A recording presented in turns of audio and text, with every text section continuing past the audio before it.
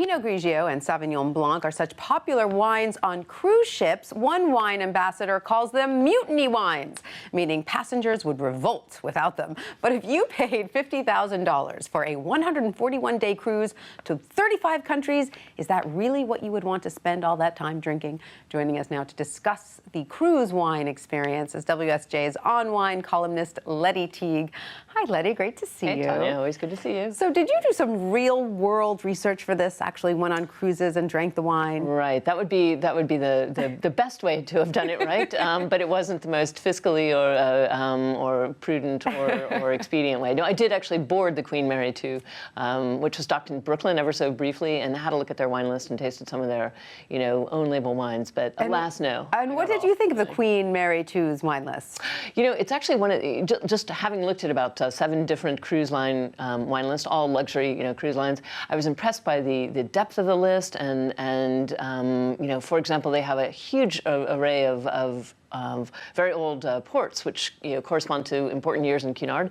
On the other hand, it was also one of the most expensive lists. Right, and there's a distinction on many cruises between the all-inclusive wines, right, and those that you pay for separately. Right, and that's a bit of a trend, and a trend that's been going on in the cruise industry. Some have had all-inclusive lists for a long time, in addition to what they call revenue lists, which are the priced wine list, and others like Cunard only have the priced wine list, and then they also all actually allow you to bring on wine of your own, varying degrees of latitude. That's a very good tip. It's probably a little-known secret. Now, in general, looking at the cruise industry, you wouldn't say that people take cruises for the wine?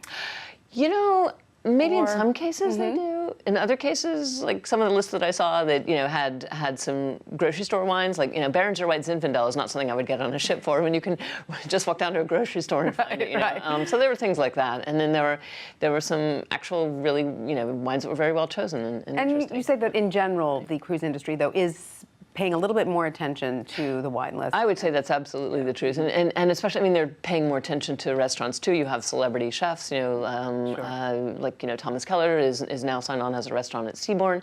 Nobu has a restaurant, so they're looking a lot. They're certainly looking more seriously. So what would you advise a passenger to do? I mean, it seems from your story that they will never be handed the complete printed list of the inclusive wines. Yeah, right? That was interesting. There's actually one, only Crystal, of the cruise lines that I spoke to actually hands one of the list of the all-inclusive wines. So in part I was told it's because the sommeliers want the ability to switch out wines if they run out, and because they can only carry so much on the ship.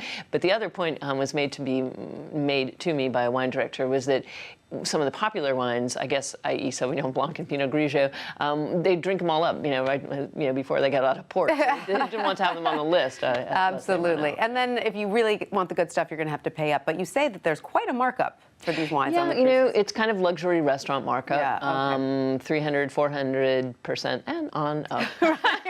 But I figure if you're spending that kind of money on a cruise, you're not really paying that much attention. Right. I guess maybe that's their rationale as well. Wait till the bill comes in later. Exactly. Sign the check.